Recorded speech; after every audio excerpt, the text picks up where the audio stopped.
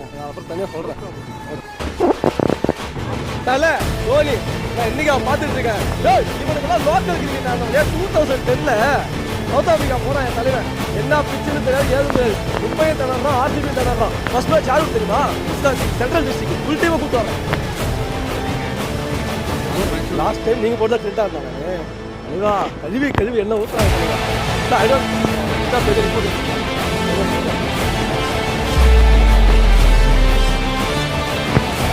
கேளுங்க.